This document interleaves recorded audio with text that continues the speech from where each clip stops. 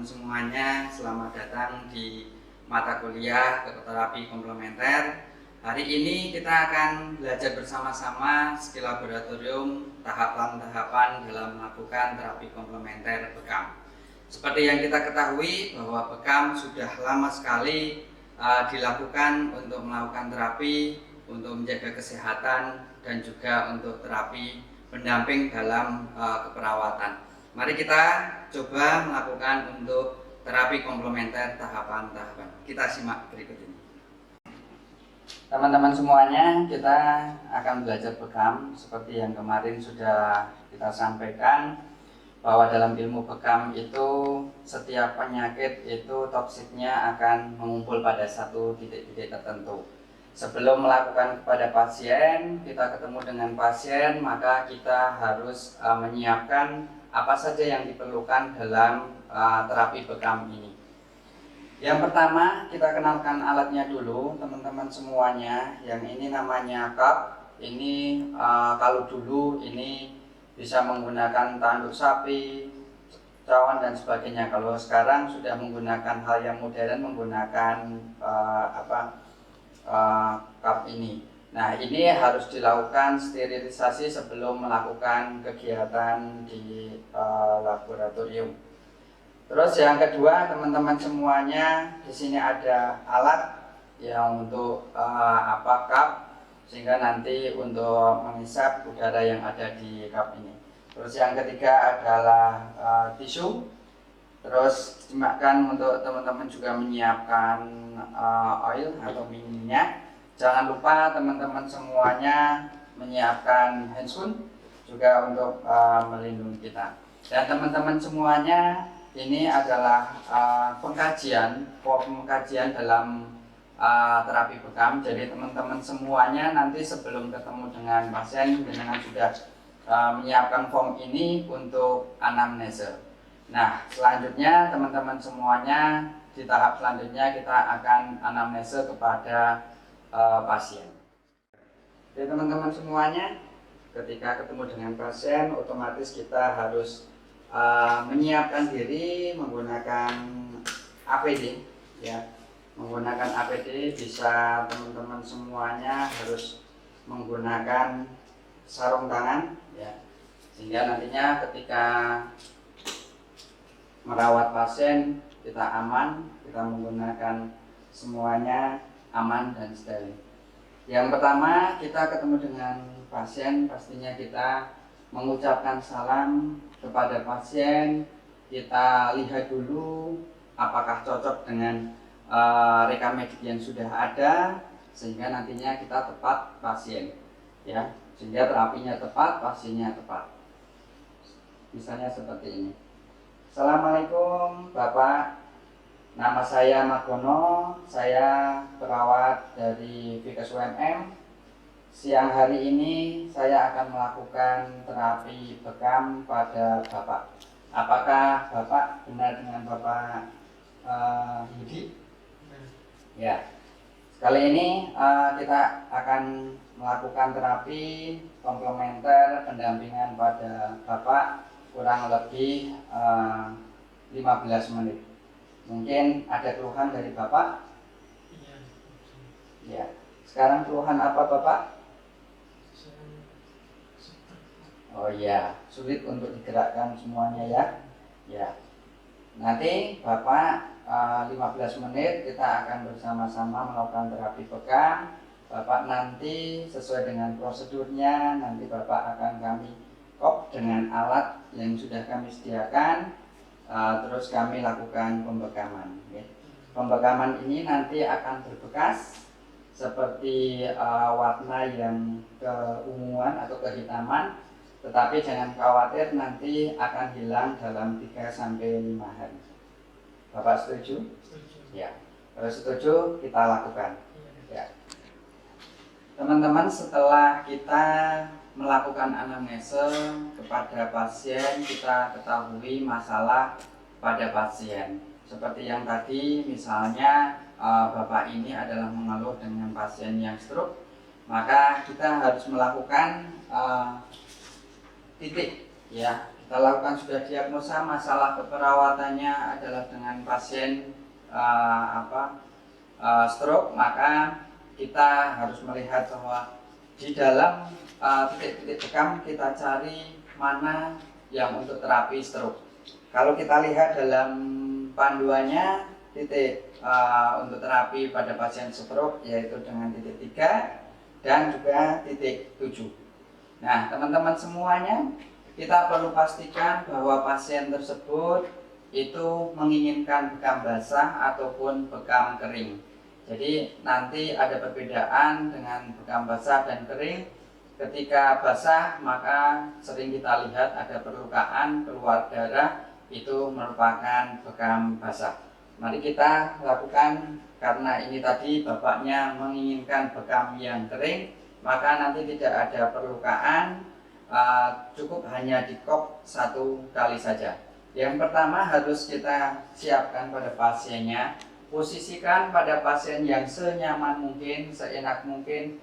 Kalau tidak perlu menggunakan bantal bisa dilepas, dan juga pasien untuk tidur. Bisa tidur, bisa untuk duduk, tergantung kepada senyamannya pasien tersebut. Setelah itu kita lakukan beberapa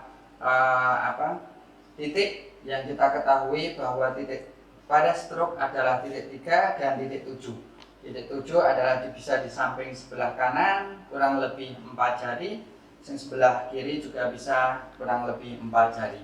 Tahap selanjutnya teman-teman semuanya, nanti teman-teman semuanya harus dibersihkan dulu pada pasiennya, sehingga nanti titik-titik yang dilakukan itu adalah benar-benar steril, ya. Setelah itu teman-teman semuanya menggunakan kop.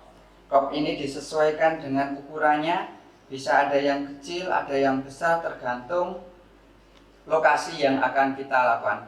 Pastikan ini adalah sudah disterilisasi, sehingga teman-teman semuanya nanti dalam melakukan tetap aman, ya. Bagaimana cara melakukan bekam? Yaitu yang pertama sudah ketemu dengan titik, misalnya ini adalah titik 7, kita lakukan pemasangan kop, kita pasang ini pompanya, terus nanti teman-teman semuanya tekan, ditarik di bagian ini. Tanpa kita lihat di dalamnya sudah ada gelembung di sini, berarti udara yang ada di kop ini adalah masuk, ya. Kita bisa diambil, diamkan nanti 3-5 menit, ya, 3-5 menit. Nah, ketika teman-teman semuanya akan memasang di beberapa titik, maksimal 7 titik saja untuk keamanan kita, ya. Jadi bisa juga dilakukan di titik yang sebelah kanan ataupun kiri, juga sama dengan seperti yang tadi. Kita lakukan disinfektan dulu, diamankan, dibersihkan, sehingga nanti maksimal ada 7 titik, sehingga nanti teman-teman semuanya akan melihatnya. Kita diamkan selama kurang lebih 3-5 menit, ya. 3-5 menit kita lakukan pembekaman. Nah, ini terlihat ada gelembung. Kita lihat 3-5 menit. Ini adalah terapi-terapi yang kita lakukan. Ada juga ketika kita tidak ada titik-titik tertentu, nah, bisa juga dilakukan di titik-titik istimewa, ya. Kita lihat nanti di titik-titik istimewa. Teman-teman semuanya pastinya tahu titik-titik istimewa. Contohnya ada di ujung kepala paling atas, ya. Bisa juga di jidat, bisa juga di tengah-tengah ini. Itu adalah salah satu titik-titik istimewa. Nah, Rasulullah dulu waktu ketika melakukan terapi bekam ini, biasanya di titik-titik istimewa itu untuk menjaga kesehatan beliau, sehingga dengan titik-titik istimewa ini imunitas akan semakin meningkat dan juga untuk menjaga kesegaran tubuh kita. Rasulullah selalu melakukan terapi bekam pada hari tanggal 17, 19, dan 21 di setiap bulannya. Dan waktu yang paling tepat dilakukan terapi bekam ini adalah pada siang hari, kurang lebihnya jam 2 sampai jam 3. Pada saat itu sirkulasi darahnya maksimal. Nah, ini kita lihat sudah 5 menit dilakukan terapi bekam di kop yang pertama, yaitu kita buka. Caranya dalam melakukan pembukaan pada kop ini adalah ditarik ujungnya yang berwarna kuning ataupun yang akan ujungnya warna ini, sehingga ketika dilepas ini udara akan masuk sehingga mudah untuk dilepas. Ya, jangan sampai teman-teman semuanya langsung saja ambil tanpa menarik ini, sehingga nanti kesakitan pada pasiennya. Maka ini harus ditarik. Nah, gitu. Nah, ketika kita lihat bahwa di sini ada berwarna perbedaan, ya, ada warna perbedaan, yang sini ada agak kemerahan, yang sini masih normal. Nah, ini sudah dilakukan pembekaman. Kalau terjadi pembekaman yang basah, nanti setelah ini lakukan perlukaan, bisa menggunakan jarum, biasanya menggunakan jarum di sekelilingnya ini. Setelah itu kita lakukan kop kembali, ya, dipasang kop kembali itu 3 sampai 5 menit juga, sehingga nanti ada darah yang keluar dari titik-titik tersebut. Nah, ini merupakan terapinya. Nah, setelah ini selesai, baik itu bekam basah ataupun bekam kering, maka setelah itu kita bersihkan juga, ya. Kita bersihkan juga menggunakan tisu, baik ini agar steril juga. Nah, lebih enak lagi ketika itu dilakukan pemijitan massage, ya. Ini dilakukan ini. Setelah itu pasien disarankan untuk tidak mandi dalam waktu 4-5 jam setelah pembekaman. Setelah itu diperbolehkan, sehingga nantinya dalam terapi ini akan maksimal. Mungkin itu dalam melakukan terapi teman-teman semuanya harus belajar mencoba agar nanti teman-teman juga paham. Dan itu tahap-tahapannya dalam melakukan terapi bekam. Nah, tahap selanjutnya teman-teman semuanya, setelah kita dilakukan pembekaman, maka tindak lanjutnya pada pasien ini, pasien dievaluasi bagaimana Bapak setelah dilakukan tindakan pembekaman. Ya. Ketika kita sudah evaluasi, maka selanjutnya yaitu rencana tindak lanjut. Kita sampaikan kepada pasien bahwa nanti 2 hari lagi ataupun 3 hari lagi kita lakukan terapi pembekaman kembali.